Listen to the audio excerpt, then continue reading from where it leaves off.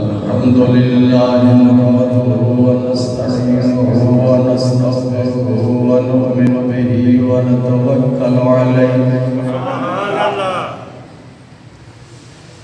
ونعوذ بالله من شرور أنفسنا ومن سيئات أعمالنا من يهده الله فلا مضل له ومن يضلله فلا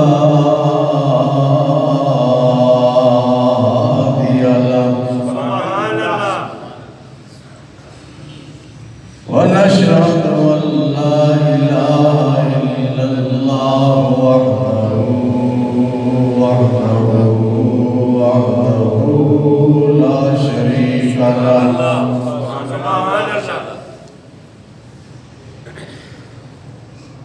لا ند له ولا ضد له ولا مثل له ولا مثال له سرمدي نزلي أبدي دهري ديمومي لا أول له ولا آخر له ونشهد أن سيدنا وسندنا وحبيبنا وطبيبنا ومأوانا وملجأنا در الله المخزون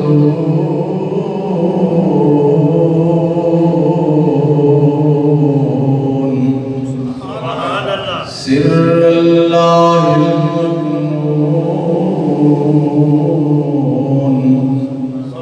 نور الأفئدة والعيون سرور القلب المعزون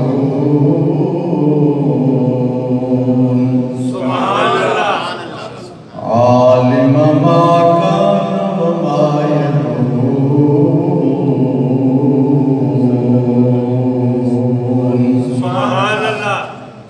سيدنا مولانا محمدا عبده ورسوله سبحان الله أما بعد فأعوذ بالله من الشيطان الرجيم سبحان الله بسم الله الرحمن الرحيم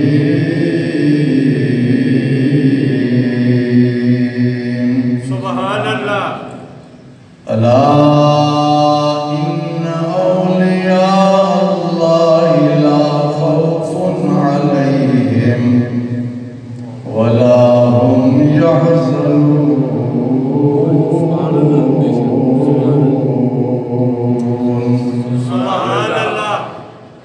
الذين آمنوا وكانوا يتقون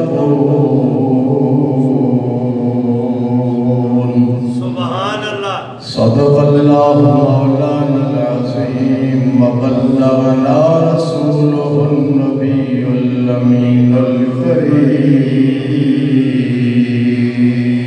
سبحان الله انتہائی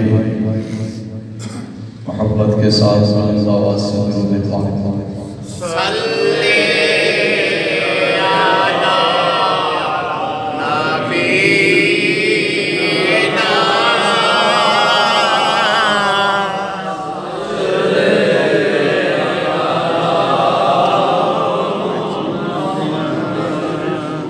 صلی علی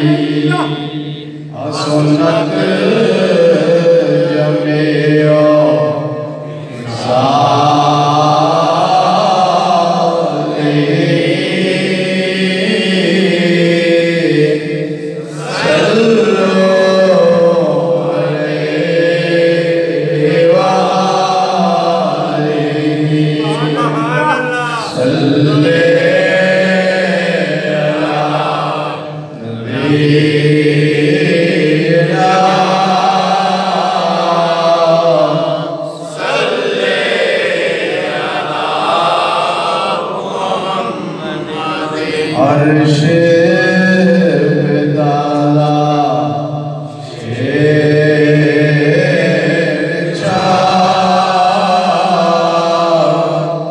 فرش بدرفاتوں دام کان دیگر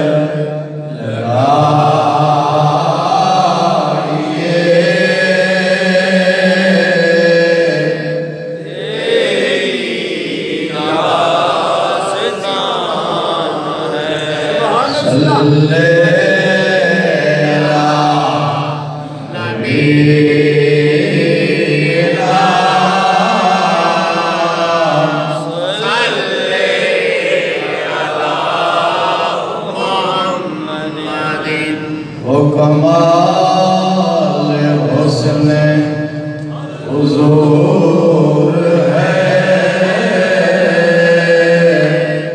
کہ گمان نفس جہاں نہیں یہی بھول بھال سے دور ہے یہی شمع ہے کہ دعا نہیں صلی علی نبینا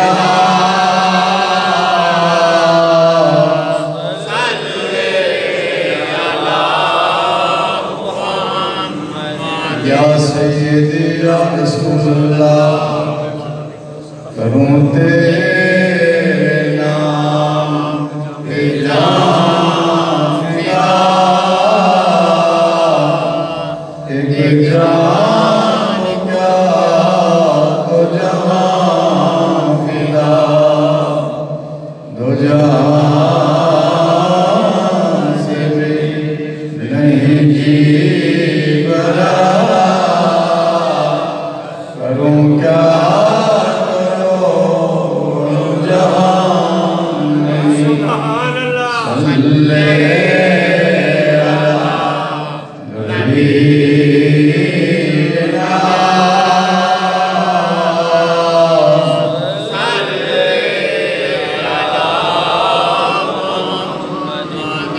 محمد آمد والرضا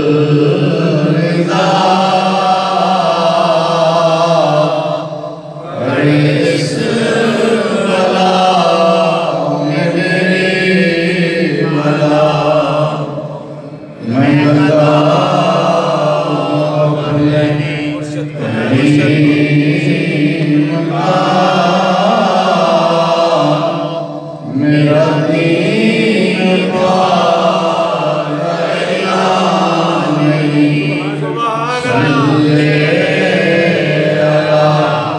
نبینا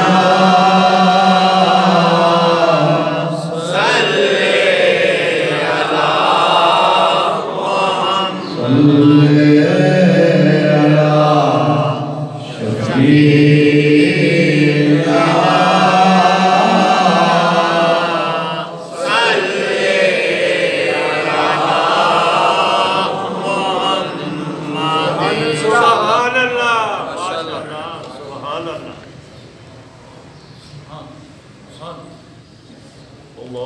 بزرگوں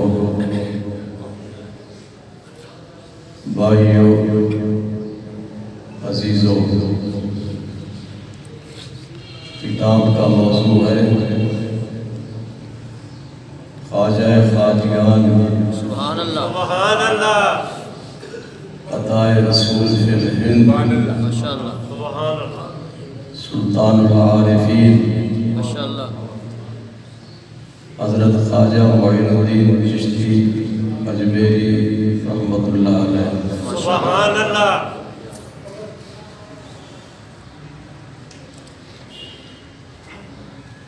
آج رجب شریف کی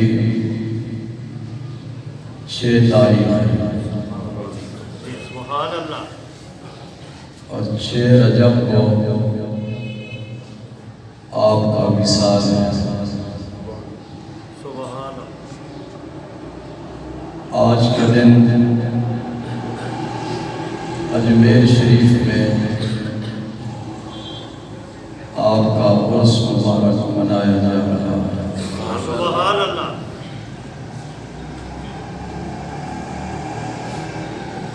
534 ہجری،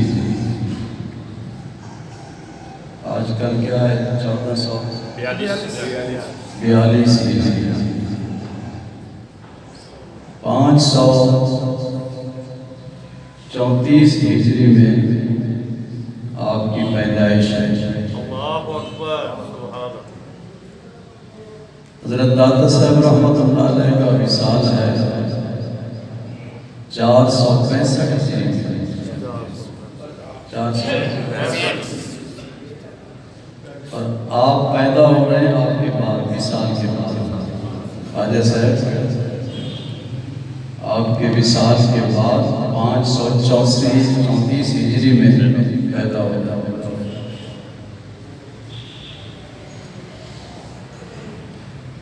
آپ کے والد گرامی رحمت اللہ علیہ کا نام غیاث الدین حسن حسنی سید ہے۔ سبحان اللہ۔ آپ کا تعلق اس گروہ سے ہے، اس جماعت سے ہے جنہیں اللہ تبارک و تعالیٰ نے قرآن مجید میں اولیاء اللہ کے لفظ سے متعارف کروایا۔ سبحان اللہ۔ سبحان اللہ۔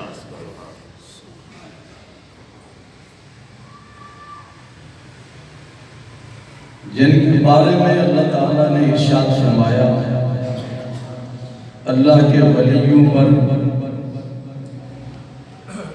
نہ تو کسی قسم کا خوف ڈر ہوگا اور نہ ہی غمگین ہوگا۔ قرآن کی اس آیت کا مطلب یہ ہے کہ اللہ کے ولی خود بھی جنتی ہیں، اور جو مرید ان کے نقش قدم پہ چل رہا ہو وہ بھی جنتی ہے۔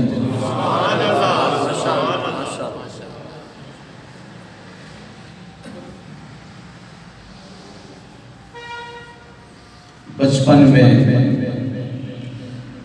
آپ کے والدین کا انتقال ہوا، چھوٹی سی عمر تھی،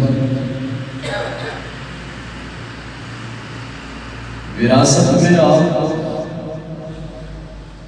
ایک باغ ملا اور ایک پن چکی ملی، آٹا پیسنے والا۔ آپ اپنے باغ کی دیکھ بھال میں مصروف تھے۔ آپ کے پاس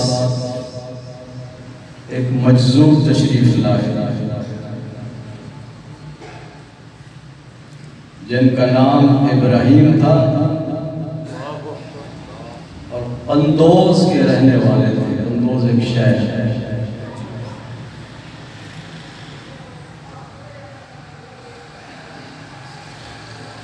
حضرت خواجہ معین الدین چشتی اجمیری رحمت اللہ علیہ اور ان کی فیملی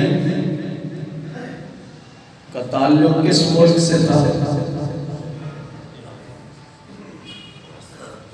بھی سلیم، آپ کا تعلق کس ملک سے تھا؟ ہمارا تعلق کس ملک سے ہے؟ پاکستان سے۔ اور حضرت غوث پاک کا تعلق کس ملک سے؟ نہیں، ایران سے۔ بعد میں بغداد شریف تشریف لے گئے۔ حضرت داتا صاحب کا تعلق کس ملک سے؟ افغانستان۔ جی؟ افغانستان سے۔ اور حضرت خواجہ معین الدین چشتی اجمیری رحمت اللہ علیہ کا تعلق ایران سے۔ حضرت غوث پاک بھی ایران سے، اور حضرت خواجہ معین الدین چشتی اجمیری بھی ایران سے تو مجذوب تشریف لائے، ان کا نام تھا ابراہیم قندوزی رحمت اللہ علیہ۔ ایک روایت کے مطابق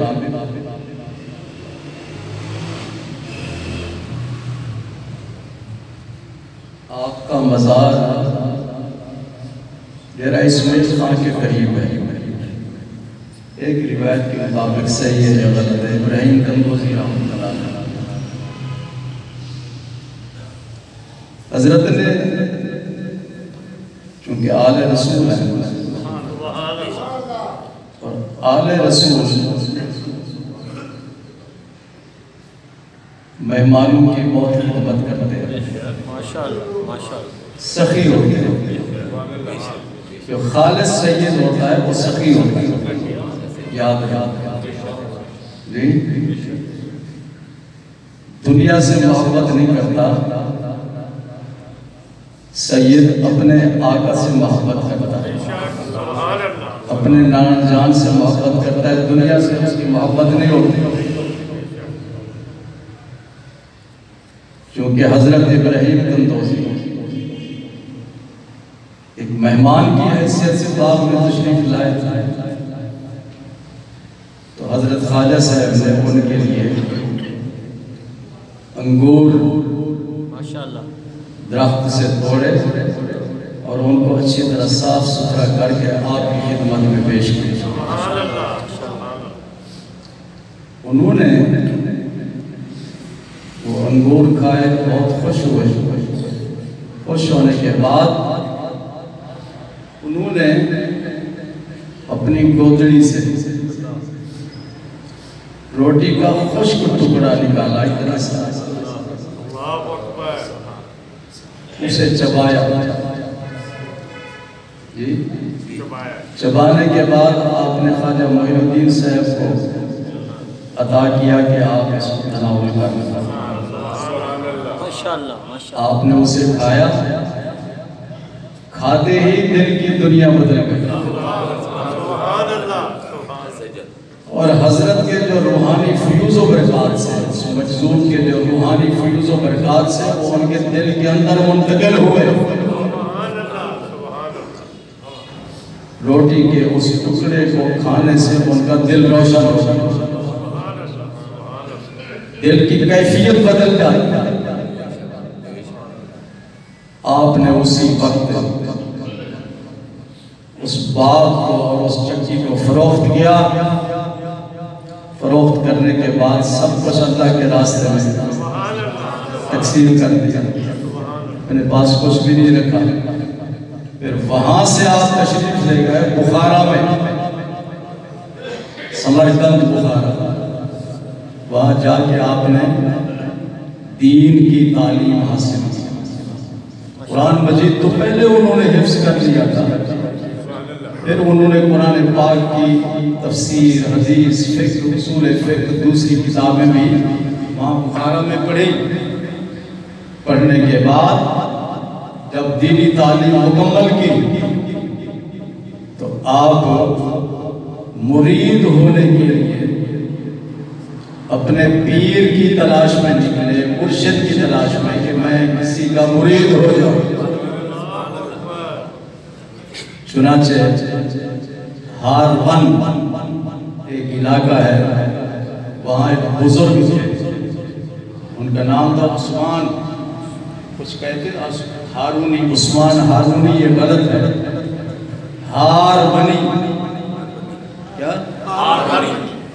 آپ کے شیخ کا نام عثمان ہے اور ہارون کے رہنے والے ہیں۔ حضرت عثمان ہارونی کی خدمت میں حاضر ہوئے اور آپ کے مرید ہو گئے۔ مرید ہونے کے بعد جی صحبت ضروری ہوتی ہے، مرشد کی بارگاہ میں حاضری ضروری ہوتی ہے، ان کی خدمت میں حاضر رہنا ضروری ہوتا ہے۔ صحابہ کو صحابہ کیوں کہتے ہیں؟ سلیم صحابی کا معنی ساتھی، کیا معنی؟ ساتھی، سنا ہے نا لفظ صحابہ کا معنی ساتھی۔ صحابی کیوں کہتے ہیں؟ اس لیے کہ وہ حضور صلی اللہ علیہ وسلم کے ساتھ رہتے ہیں، آپ کی بارگاہ میں رہتے ہیں۔ آج کل کے مریدوں کی طرح نہیں کہ مرید ہوئے اور پھر بھاگ گئے، پھر کئی سال تک شکل ہی نہیں دکھاتے۔ حضرت نے ایک دن نہیں، 2 دن نہیں، 3 دن نہیں، 4 دن نہیں، 20 سال اپنے مرشد کی خدمت کی۔ کتنے؟ 20 سال خدمت کی اپنے مرشد کی۔ خدمت کیا ہوتی ہے وہ آپ سمجھتے ہیں؟ جو بھی ان کی ضروریات وغیرہ تھی یا جو چیز بھی تھی ان کی وہ پوری کرتے رہے، ان کے احکامات کی تعمیل ہوتی رہی جو آپ فرماتے تھے، اور پھر آپ نے ان کو چلہ کروایا۔ کیا کروایا؟ 40 دن تک ارشاد فرمایا کہ ہر روز 1000 مرتبہ سورہ اخلاص پڑھو، قل هو اللہ احد اللہ الصمد۔ یہ سورہ اخلاص 40 دن تک آپ نے ہر روز 1000 مرتبہ پڑھی، اور پڑھنے کے بعد مرشد نے ارشاد فرمایا اب بتاؤ تمہاری کیا کیفیت ہے؟ عرض کرتے ہیں حضور میں زمین پہ کھڑا ہوں اور عرش الہی کو دیکھ رہا ہوں۔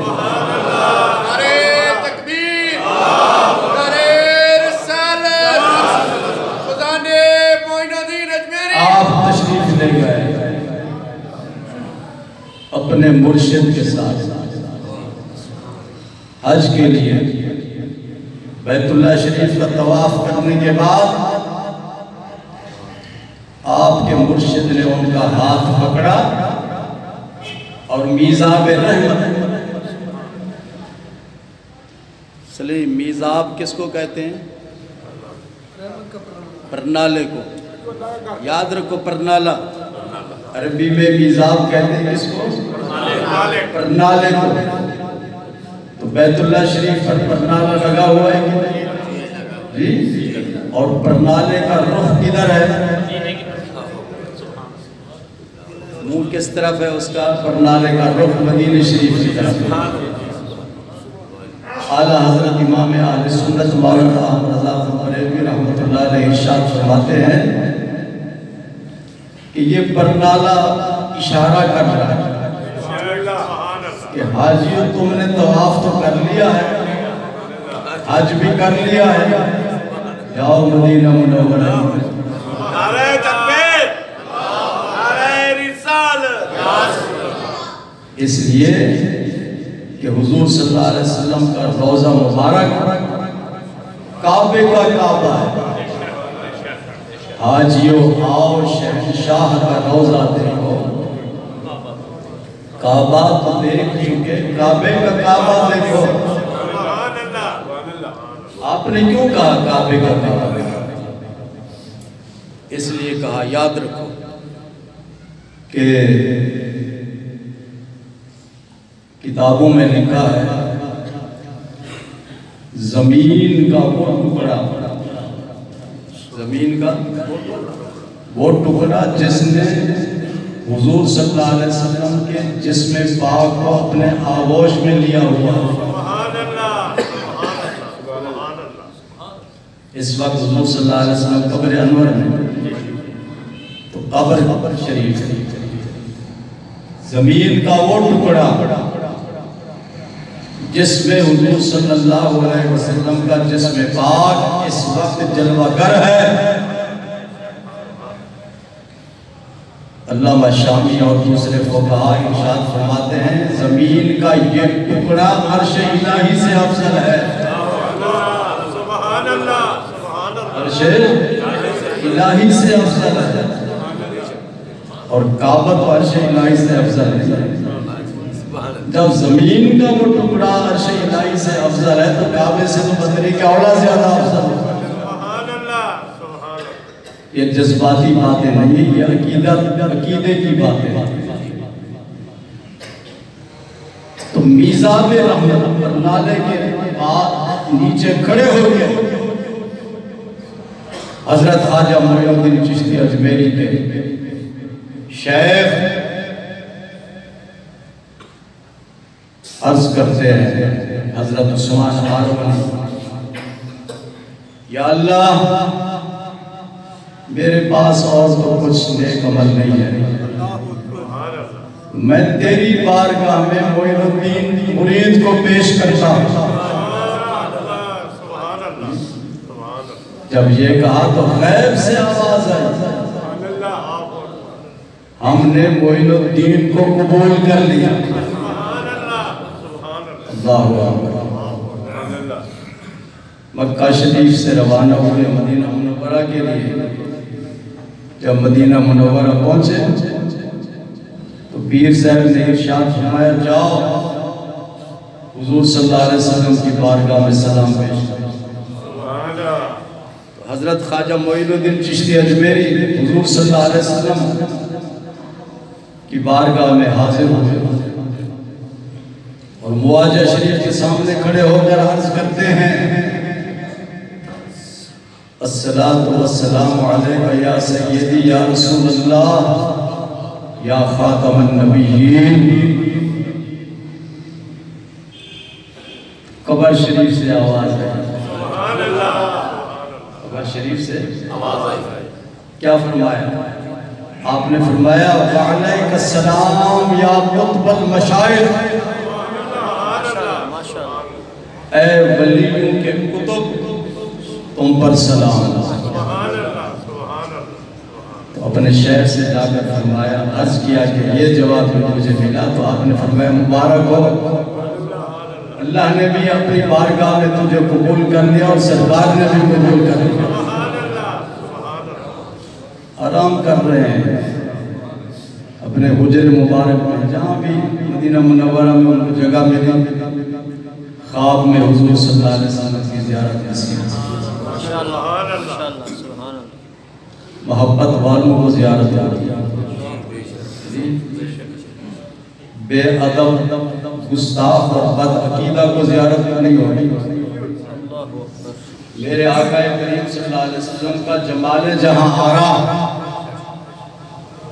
اس کو دکھایا جاتا ہے، جو ادب والا ہو،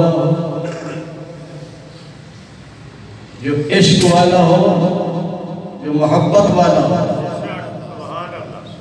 بے ادب کو اور گستاخ اور بد عقیدہ شخص کو حضور صلی اللہ علیہ وسلم کی زیارت نصیب نہیں ہوتی۔ اور جو کہے مجھے زیارت نصیب ہوئی اور بد عقیدہ ہو، سمجھ لو کہ وہ جھوٹ بول رہا ہے۔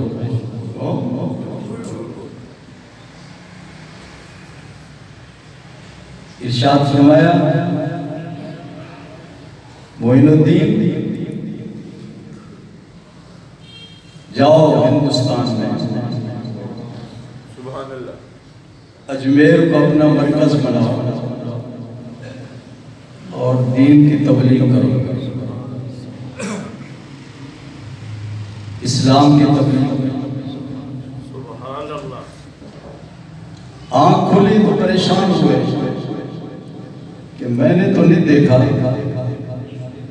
ہندوستان نہیں گیا، اجمیر بھی میں نے نہ دیکھا نہ سنا، کیسے پہنچوں گا وہاں؟ اسی پریشانی کی حالت میں سو جاتے ہیں، دوبارہ پھر زیارت نصیب ہوتی۔ حضور صلی اللہ علیہ وسلم نے ارشاد فرمایا، یہ نقشہ میپ ہے ہندوستان کا، اور اس پہ نشان لگایا ہوا تھا اجمیر کا۔ تو فرمایا یہ اجمیر، یہ ہندوستان کا نقشہ ہے، اور یہاں بھی یہ شہر ہے، یہاں جانا۔ آنکھ کھلی تو وہ نقشہ موجود تھا۔ اور یہ بات یاد رکھو، جو حضور صلی اللہ علیہ وسلم کو خواب میں دیکھتا ہے وہ حقیقت ہوا کرتا ہے۔ جی کیا ہوتا ہے؟ حقیقت۔ اگر آپ نے کسی کو کچھ دیا تو وہ آپ خواب میں دیکھتے ہیں کہ میں نے نوٹوں سے جھولی باندھی، جب خواب سے آنکھ کھلتی ہے تو کچھ بھی نہیں ہوتا۔ ہمارے خواب ہوتے ہیں اس کا حقیقت کے ساتھ کوئی تعلق نہیں ہوتا، لیکن حضور صلی اللہ علیہ وسلم کو جو شخص دیکھتا ہے وہ حقیقت ہوتا ہے، وہ سچ ہوتا ہے، حق ہوتا ہے۔ وہاں سے بغداد شریف آئے، حضرت غوث پاک رضی اللہ تعالیٰ عنہ کی خدمت میں حاضری دی اور انہیں سب کچھ بتایا کہ مکہ میں یہ ہوا، مدینہ شریف میں یہ ہوا۔ سبحان اللہ۔ حضرت غوث پاک نے ارشاد فرمایا، اچھا آپ کو ہندوستان جانے کا حکم ہوا ہے؟ تو عرض کیا ہاں۔ فرمایا ہندوستان کے بارڈر پر اللہ کا شیر رہتا ہے، ان کی بارگاہ میں حاضری دے کے پھر آگے قدم بڑھانا۔ عرض کیا وہ کون ہے؟ تو آپ نے فرمایا ان کا نام ہے علی بن عثمان الحجویری۔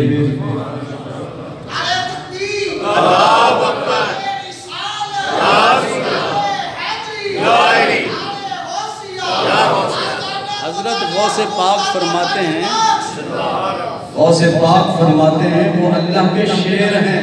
ماشاءاللہ۔ داتا صاحب کون ہے؟ اللہ کے شیر۔ کس نے کہا؟ حضرت غوث پاک۔ اور داتا صاحب کی کتاب جو آپ نے لکھی ہے کون سی کتاب ہے؟ تو پہلے پریس تو نہیں ہوتے تھے، کتابیں چھپتی تو نہیں تھی، ہاتھ سے لکھتے تھے۔ آپ نے ہاتھ سے کتاب لکھی کشف المعلوم، اور پھر لوگوں نے اس کی نقلیں کر لی۔ ایک نقل حضرت غوث پاک کے پاس پہنچی، حضرت کشف المعلوم کی مقابیس المجالس ایک کتاب ہے، اس کے اندر یہ لکھا ہوگا۔ اور یہ بات بتائیے حضرت خواجہ غلام فرید صاحب کوٹ مٹن شریف والے، آپ ارشاد فرماتے ہیں جب کشف المعجوب حضرت غوث پاک رضی اللہ تعالیٰ عنہ کے پاس پہنچی اور آپ نے کشف المعجوب شریف کا مطالعہ کیا، آپ نے ارشاد فرمایا یہ اتنا بڑا ولی اللہ تھا، اگر میں ان کے زمانے میں ہوتا تو میں ان کا مرید ہو جاتا۔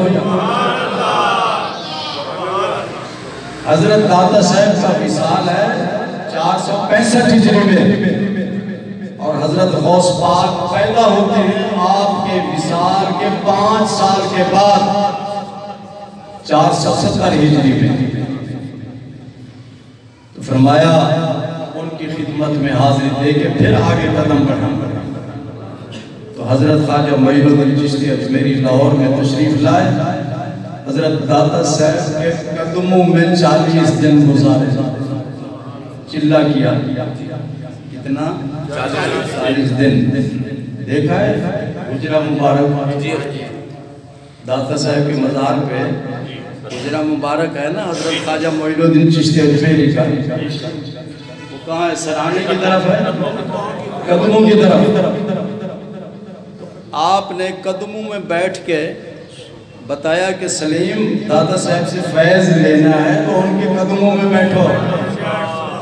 بٹ جی سمجھ آ رہے، سرانے کی طرف نہیں بیٹھے، مشرق کی طرف نہیں بیٹھے، مغرب کی طرف نہیں بیٹھے، چشمے والی سائڈ سے، بلکہ قدموں کی طرف بیٹھے۔ ہمیں یہ سبق دیا کہ اللہ والوں سے فیض حاصل کرنا ہو تو ان کے قدموں میں بیٹھو، پھر فیض ملے۔ اپنی انا میں نہ رہے آدمی، اپنے غرور میں نہ رہے، اپنے تکبر میں نہ رہے۔ دولت کی وجہ سے آدمی میں غرور آ جاتا ہے، بڑے عہدے پر فیض ہونے سے آدمی میں غرور اور تکبر آ جاتا ہے۔ تو فرمایا جب 40 دن مکمل ہوئے تو حضرت داتا صاحب نے روحانی فیض عطا کیا۔ سبحان اللہ۔ آپ کہتے ہیں گنج بخشے فیض مظہر خدا، ناک سارا پیر کامل کامل نارا رہے، گنج بخش۔ یہ اتنا بڑا آدمی ہے، خزانے لٹا رہا ہے۔ آپ 10 15 100 1000 دے کے کہتے ہیں میں نے تو بہت بڑا خرچہ کر لیا، اور وہ فرماتے ہیں گنج بخش خزانے لٹا رہا ہے۔ فیض عالم پوری دنیا میں آپ کا فیض ہے، مظہر نور خدا، اللہ کے نور کو دیکھنا ہو تو یہاں داتا دربار میں آ کر دیکھنا، نہ کہ سارا پیر کامل، نہ کس لوگ یہاں پہ آ جائیں، آپ ان کے لیے پیر کامل ہیں، اور اگر ولی اللہ یہاں پہ حاضر دے تو پھر ولیوں کے روحانی درجات کو آپ بلند کر دیں۔ میاں شیر مسیح شرک پوری رحمت اللہ علیہ بہت بڑے ولی اللہ گزرے، آپ ہر جمعرات کو شرک پر شریف سے پیدل چل کر داتا صاحب کے مزار پہ حاضری دیں، پیدل چل کر، اور تم ڈیفنس سے نہیں حاضر ہو سکتے، گلبرگ سے حاضر نہیں ہو سکتے، سنت نگر سے حاضر نہیں ہو سکتے، اصل میں منظوری ہوتی ہے، جس کو داتا صاحب منظوری دیتے ہیں وہ وہاں پہنچ جاتے ہیں۔ تو جناب درود پاک پڑھیں۔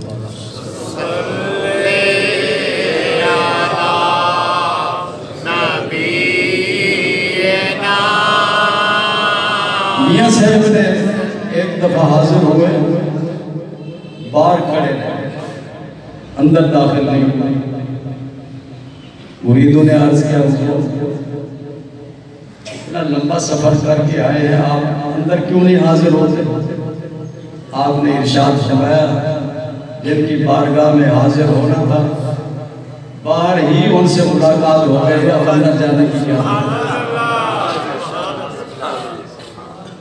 تو حضرت داتا صاحب سے خواجہ غنی نواز نے فیض لیا اور پھر ہندوستان تشریف لے گئے اور اجمیر کو اپنا مرکز بنایا۔